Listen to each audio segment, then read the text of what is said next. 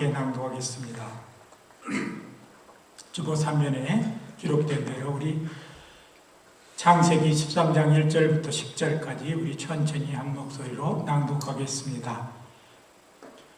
아브라함이 애굽에서 나올 새 그와 그 아내와 모든 소유며 롯도 함께하여 남방으로 올라가니 아브라함에게 육축과 은금이 풍부하였더라.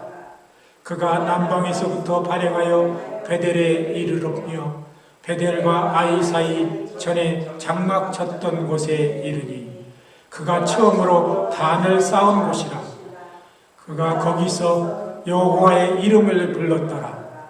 아브라함의 일행 롯도 양과 소와 장막이 있으므로 그 땅이 그들의 동거함을 용납지 못하였으니 곧 그들의 소유가 많아서 동거할 수 없음이라. 그러므로 아브라함의 가축의 목자와 롯의 가축의 목자가 서로 다투고 또 가나안 사람과 브리스 사람도 그 땅에 거하였느니라. 아브라함이 롯에게 이르되 우리는 한 고륙이라. 나나 너나 내 목자나 내 목자나 서로 다투지 말자.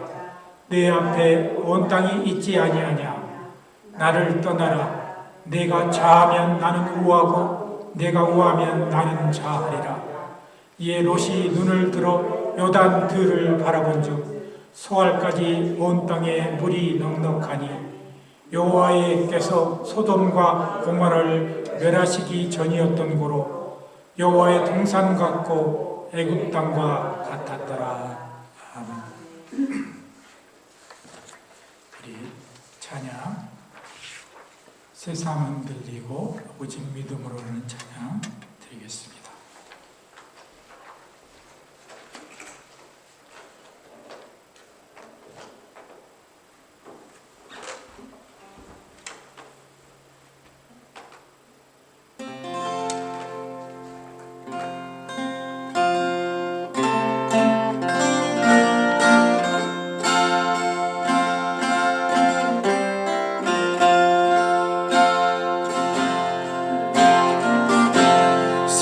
세상은 들리고 사람들은 변하고 나는 주 섬기리. 주님의 사랑을 영원히 변하지 않네. 나는 주를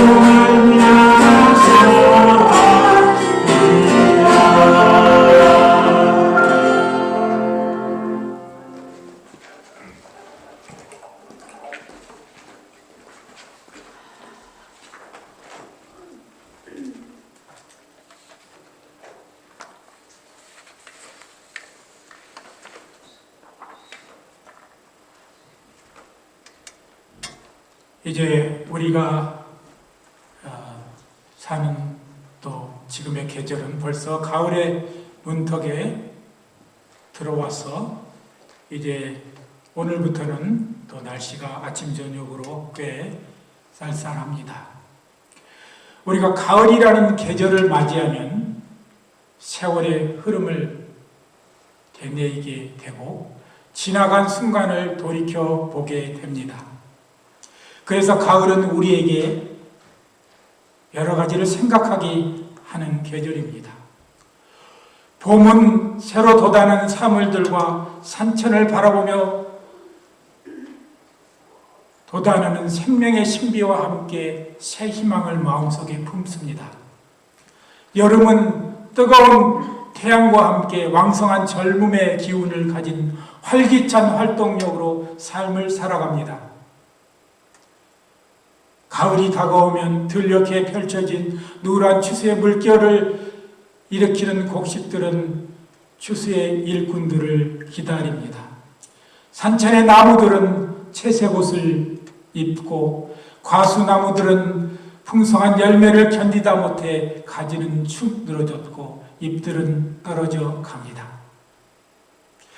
그리고 농부들은 바쁜 일손에 쉴 틈이 없습니다. 우리에게 겨울은 곧 찾아올 것이기 때문입니다. 제가 잠시 읊었던 이 글의 내용은 제가 한 40년 전에 우리 한국의 그런 계절의 모습들을 생각하며 썼던 그런 한 글의 일부분입니다. 지금 이곳 미국 우리가 사는 곳에도 계절과 자연을 바라보는 눈과 마음의 창을 열면 이런 감성을 우리는 가질 수 있습니다.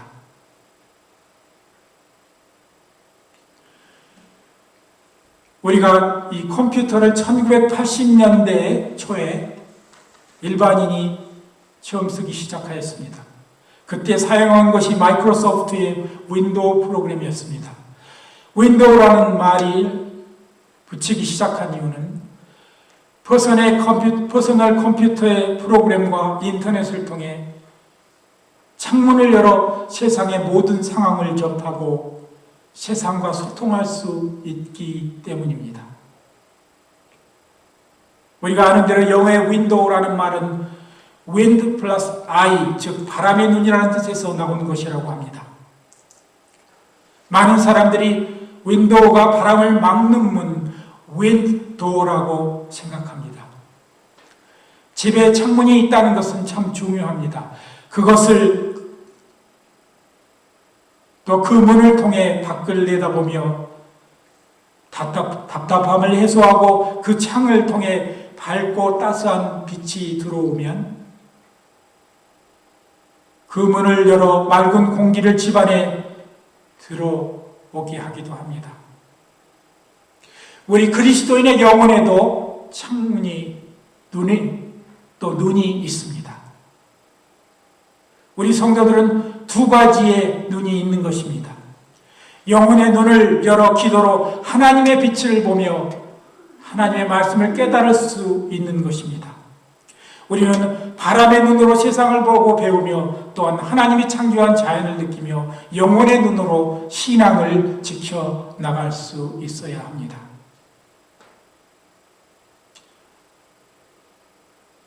저는 오늘 이 본문 우리가 창세기 13장 1절에서부터 10절까지 우리가 이 본문을 보았는데 우리가 기독교에서 구원사를 얘기할 때 창세기 1장, 2장은 하나님의 창조를 담고 있습니다. 그리고 3장부터 11장까지는 인간의 타락사를 논하고 있습니다. 이 창세기 12장에 비로소 이 구원사가 시작이 되는데, 하나님은 이 아브라함이라는 사람을 선택해서 인류의 구원사를 시작합니다. 우리가 잘 아는 대로 아브라함의 후손에서, 아브라함의 줄기에서 예수 그리스도가 오셨다는 사실은 우리가 잘 압니다. 오늘 본문에 나오는 아브라함은 갈대아 지방, 지금의 이라크 지방입니다. 우르라는 곳에서 하나님의 부르심을 받아 하란 땅으로 먼저 이주했다가 아비데라가 죽은 후에 비로소 가나안 땅으로 이주했습니다. 하나님은 그곳을 그의 자손 대대로 주리라고 약속하셨고, 아브라함은 그곳에 단을 쌓고 그곳에서 여호와의 이름을 처음 불렀습니다. 그런데 그곳에 예상치 못한 가뭄과 기근이 심하자 온 가족과 소유를 거느리고 기름진 땅인 애굽으로 내려갔습니다. 그런데 여기서 아주 곤란한 일을 겪게 됩니다. 아마 이 아브라함의 아내, 그때 당시 사라라는 이름이 지어지기 전에 이 사례는 참 아리따운 여인이었던 것 같습니다. 그래서 어쩌면 이 여인으로 인하여서 자기가 해를 당할까 염려해서 그곳에 들어가기 전에 사례에게 너는 나의 누이라고 사람들에게 하라, 이렇게 부탁했습니다. 사실 이 말은 그렇게 틀린 말은 아닙니다. 이 아브라함의 그때 당시에는 근친혼이 성했기 때문에 아브라함의 아내 사례는 사촌 여동생을 됩니다. 결국 바로가 아름다운 이 사례의 소문을 듣고 그를 궁궐로 들여 아마 후궁 중에 하나로 사모를 했던 것 같습니다. 이러한 낭패 속에 아브라함이 빠졌을 때 하나님은 바로의 꿈에 나타나 바로를 질책하고 그리고 아브라함을 놓아주게 하였습니다. 그리고 오히려 더 많은 재물을 그에게 주었던 사건이 있었습니다. 그래서 이런 일을 겪은 다음에 바로 가나안 땅으로 돌아오게 되었는데, 오늘 우리가 읽은 이 본문의 말씀이 바로 애굽에서 돌아온 바로 이후에 아브라함의 모습을 설명하고 있는 글들입니다. 아브라함은 그곳에 다시 돌아오자마자 두 번째 단을 쌓고 여호와의 이름을 다시 그곳에서 불렀습니다. 이 12장부터 15장까지, 창세기 15장까지 보면 아브라함이 단을 3번 쌓는 그런 기사가 나옵니다. 2번은 단을 쌓음과 동시에 이름을 불렀다는 내용이 나오고, 오늘 우리가 보니 13장의 마지막 절에는 단을 쌓았다라는 표현으로 나옵니다. 그런데 저는 오늘 우리가 깊이 생각해 봐야 될 것이, 아브라함이 여호와의 이름을 불렀더라. 오늘날로 해석하면 주의 이름을 불렀다라는 말입니다. 이미 이 이스라엘 백성들은 바벨론의 포로로 잡혀가기 전에 이미 그들은 하나님의 이름을 잃어버렸습니다. 아니, 잊어버렸습니다. 사실 히브리어의 모든 성경을 여러분들이 보셨을 뿐 알지만 여호와의 이름은 나오지 않습니다. 단지 아도나이, 주라는 말만 나옵니다. 그게 왜 그랬을까요?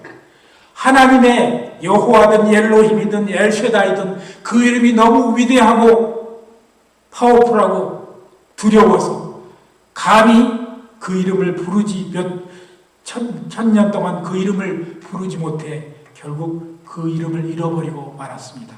오늘날 우리가 부르는 이 야훼라는 이름은 정확하다고 말할 수는 없습니다. 단지 이 아도나이의 모음만 붙여서 이 자음만 쭉 쓰여졌기 때문에 이 아도나이의 모음을 붙여서 우리가 야훼라고 부르는 것입니다. 오늘 저는 이 아브라함의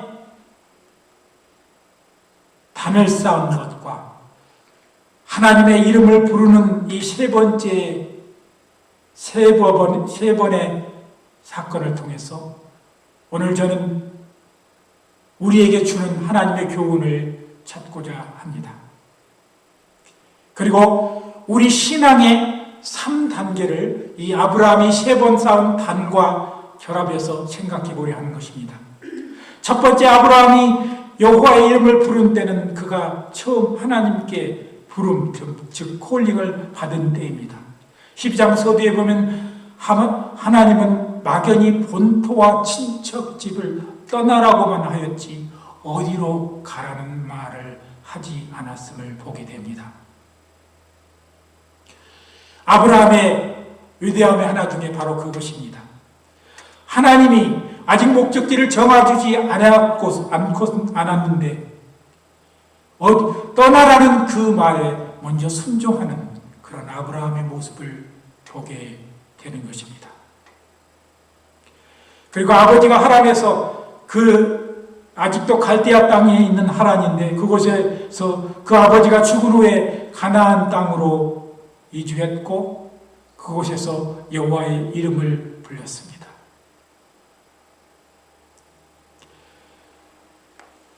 우리 그리스도인은 예수의 이름을 힘입어 하나님의 자녀가 되었지만 아직 미성숙 상태에 있습니다. 그런 우리 성도들은 대부분 이러한 시기를 거쳤을 거라 저는 생각합니다. 믿음에 아직 성장이 되지 못하여서 단지 하나님이 나를 불렀다는 그 사실만 가지고 우리의 믿음의 생활을 하려 합니다. 결국 아직 세상에 발을 딛고 세상의 풍조대로 살아가고 있는 모습이 바로 아브라함이 애굽에 내려가서 곤란한 일을 당했던 경우입니다. 아브라함은 그 상황을 견디고 다시 돌아오면서 한 단계 성숙한 그런 사람이 되었습니다. 전에 베델 옆에 아이 사이에 하나님께 쌓았던 단을 두 번째 다시 쌓고 여호와의 이름을 불렀습니다. 그가 두 번째 부른 이름은 첫 번째 불렀던 이름의 의미와는 조금은 다를 것입니다. 하나님 앞에 하나님이 부르고 하나님이 도와주시면 모든 것을 세상 속에서 할 수 있으리라던 그 마음은 조금 사라지고 내가 아닌 하나님의 도움으로 내가 이곳에 섰다는 그 믿음으로 여호와의 이름을 부른 것입니다. 어쩌면 이것이 우리 신앙의 단계 중에 이 인치심, justification의 단계로 표현할 수 있는 것입니다. 이 오늘 본문 1절에 쓰여진 특이한 단어가 있는데 카베드라는 단어인데 이것은 풍부하다는 의미의 단어입니다. 그런데 또 하나의 의미가 있는데 그것은 무겁다, 짐이 되다라는 것입니다. 세상적인 풍부는 영적인 측면에서 무거운 짐이 된다고 했습니다.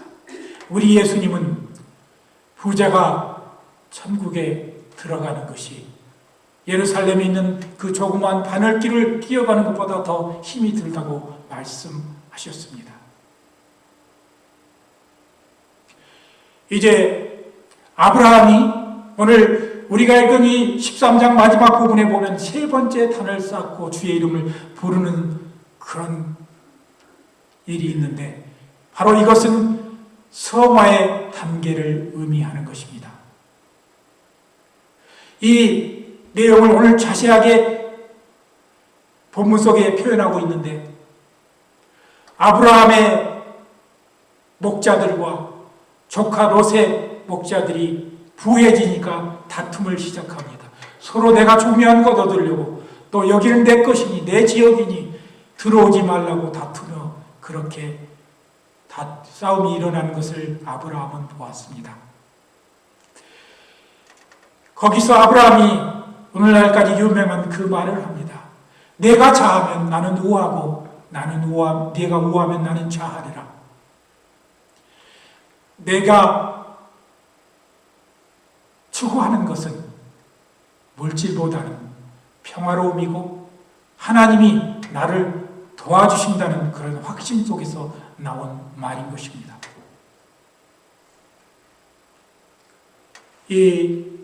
결국 이 세 번의 시험을 통과한 아브라함은, 우리가 15장에 보면 그 이후에 아브라함에게 새로운 이름을 더하시고 사레에게 이름을 더하시는데, 그것은 오늘 본문에 나오는 아브람이 아니고 이제 아브라함, 많은 무리의 아버지, 그리고 그 안에 사레는 사레가 아니고 이제는 사라, 많은 자의 여주인이 된다는 의미의 이름으로 바꾸어 주셨던 것입니다. 우리는 신앙의 단계 때마다 우리는 하나님의 이름을 부를 때 그 의미가 다르다는 사실을 우리는 알게 되는 것입니다. 이제 말씀을 끝마치려 합니다. 우리는 학교를 모두 다니는데, 이 학창시절, 우리가 다녔던 학교 다닐 때를 학창시절, 같은 학교에서 배운 사람을 동창이라고 그렇게 표현합니다. 우리는 모두 창 앞에 서면 나무를 흔드는 바람들이 우리의 시선에 다가옵니다. 이 창문을 굳게 닫은 아이들을 자피아라고 의학적으로 표현합니다. 영어로는 어티즘이라고 하는데, 보는 눈이 같은 곳을 바라보지 못하며 마음의 창이 닫힌 아이를 말한다고 합니다. 그런데 제가 잘 아는 그런 그 형제의 자녀 중에 오티즘을 가진 아이가 있는데, 이 아이들은 또 특별한 재능, 그들대로의 재능이 있습니다. 보니까 이 악기나 또 여러 가지 자기 혼자만 할 수 있는 일을 놀라울 정도로 해내는 것을 저는 보게 되었습니다. 우리는 이제 우리의 마음의 창문을 열어야 합니다.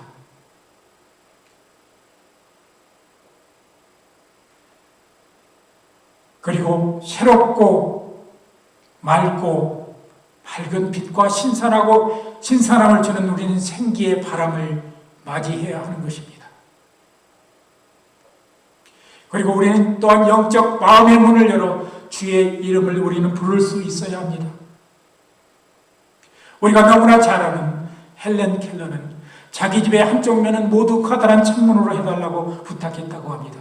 그녀는 어렸을 때 열병으로 인해 두 눈의 시력을 잃었고 양쪽 귀의 청력을 잃었습니다. 육적인 눈과 귀가 닫혔어도 그의 마음의 창과 영적 눈을 세상을 향하여 열고자 했던 것입니다. 헬렌 켈러가 가졌던 그런 마음으로 우리는 주께 창을 열고 아브라함이 쌓았던 단을 쌓고, 오늘날로 말하면 우리는 예배를 주님 보시기 아름답게 드리고, 또 우리가 하나님의 이름을 불러야 할 것입니다. 아브라함이 주의 이름을 불렀다는 것은 그가 하나님이 어떤 분이라는 것을 잘 알아간다는 의미인 것입니다. 막연히 외치는 이름이 아니라 하나님의 신성과 본성, 그리고 자신의 삶 속에서 늘 동행하시고 역사하신 하나님을 깊이 깨달았다는 의미인 것입니다.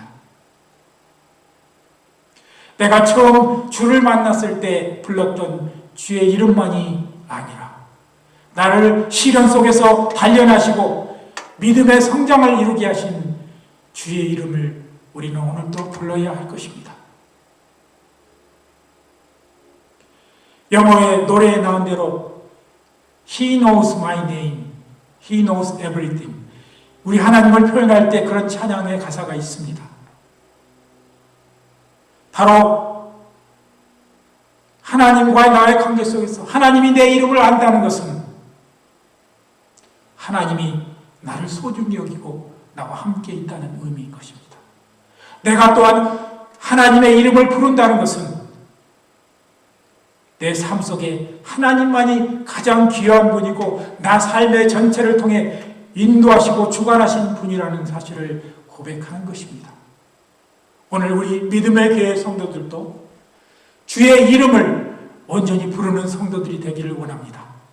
막연히 제일 처음 첫 단계, 신앙의 첫 단계에서 불렀던 그 이름이 아니라 세 단계 이상 바로 믿음의 조상이라고 했던 아브라함이 불렀던 그 하나님의 이름을 오늘도 부르며 주 안에서 승리하는 그런 성도들이 되시기를 예수 그리스도의 이름으로 간절히 기도드립니다. 우리 함께 기도하겠습니다. 누구든지 주의 이름을 부르는 자는 구원을 얻으리라고 한 이 말씀은 우리가 지금 과거에 얻었던 단순한 그 구원이 아니라 지금도 우리에게 행하여 있고 또 앞으로도 구원을 계속해서 주실 것이라는 그 하나님에 대한 이름을 우리가 부르는 것이라는 것을 우리는 깨닫게 됩니다. 하나님, 우리 성도들이 주 안에서 믿음의 단계를 날로 회복하게 하시고 성장하게 하시고 그리고 발전해 나가게 하여 주시옵소서. 신앙이 머무는 것이 아니라 신앙이 주님이 오시는 그날까지 끊임없이 한 걸음 한 걸음 발전하는 나아가는 그런 성도들 되게 하여 주시옵소서. 주님이 이름을 잘 알고 또한 주가 내 이름을 잘 아는 그런 하나님과의 관계를 회복하는 우리 성도들 되게 하여 주시옵소서. 예수님의 이름으로 간절히 기도드리옵나이다. 아멘. 우리 찬양 391장 드리겠습니다. 좀 너무 길어서 1절, 2절, 4절만 드리겠습니다.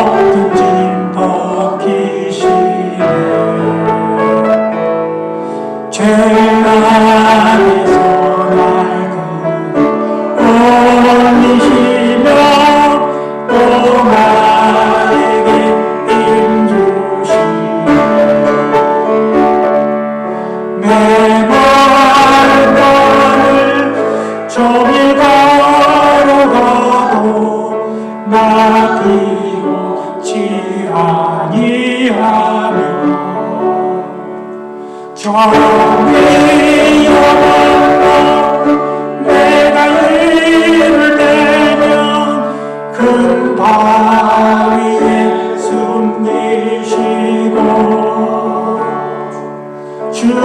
손으로 덮으시네. 4절 주 예수님 공중에 주 예수님 공중에 임하실 때 나 일어나 맞이하리. 그분의 은총 노래하리. 저 천천 싸움